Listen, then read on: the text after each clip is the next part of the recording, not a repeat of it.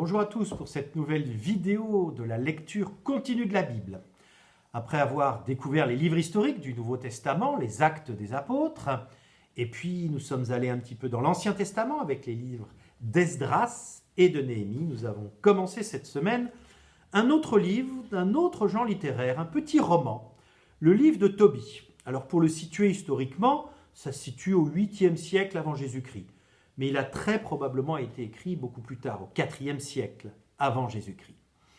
Il a été écrit d'ailleurs probablement en hébreu, en araméen, dans ces langues qui circulaient, les langues sémitiques, mais on n'en a une version complète qu'en grec.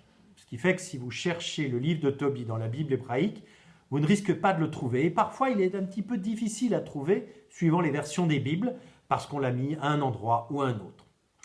Voilà une belle histoire. Regardez bien les personnages. Les 3 premiers chapitres dépeignent ces personnages, comment ils sont, ce qu'ils recherchent, leur fidélité, ce qui compte pour eux. Et comment ces personnages, finalement, on va les retrouver après ce grand voyage initiatique de Tobie. Attention, Tobie, il y a 2 personnages qui s'appellent comme ça. Tobie père, je dirais, Tobie fils. Et puis un peu plus loin, Sarah. Il y a des villes qui sont mentionnées, Ninive, Ecbatane. Je vous invite à imprimer cette carte sur les empires pour bien prendre conscience, d'une part, de la taille de ces grands empires, ces empires qui sont succédés. L'empire assyrien, qui au 8e siècle dominait tout le Moyen-Orient, c'est l'empire assyrien, et qui a vaincu la ville de Samarie, qui était la capitale d'Israël. Et c'est à cette période que le roman est censé se situer. Après, il y aura d'autres grands empires, comme l'empire perse, qui vaudra l'empire de Babylone, la ruine de Jérusalem en 587 avant Jésus-Christ. Mais un roman historique, ça peut se situer un petit peu à n'importe quel moment. Ce qui compte, c'est la vie de ces personnages qui sont assez attachants.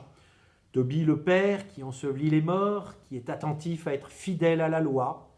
Le fils qui va entreprendre ce grand voyage initiatique pour rencontrer Sarah, celle aussi marquée par le décès successif de tous ses fiancés, par ce démon. Et puis cette union entre Tobie et Sarah. Et puis pendant tout ce voyage aussi, cette présence mystérieuse aux côtés de Tobie de Raphaël, l'archange Raphaël. En hébreu, Rapha veut dire guérir. On aura aussi l'occasion de rencontrer d'autres archanges, notamment dans le Nouveau Testament, l'archange Gabriel. Mais on voit comment cet archange, un ange, c'est un messager, un envoyé de Dieu, signifie cette présence de Dieu dans tout le voyage, dans toute la vie de Tobie, et comment cette fidélité à Dieu trouve son sens profond aussi à travers tout ce qui arrive. Un voyage aussi, c'est quelque chose qui transforme. Le père envoie son fils, Tobie envoie Tobie, puisqu'ils ont le même nom, parfois avec une orthographe un peu différente, et on voit comment, peu à peu, les chrétiens verront cette interprétation d'un père qui envoie son fils pour ramener à travers cette rencontre une solution qui rend la vue. On voit comment très vite il y aura des lectures spirituelles. Ça, nous pourrons le voir aussi successivement. Alors, bonne lecture du livre de Tobie, un petit roman tout à fait bienvenu avant les vacances. À bientôt!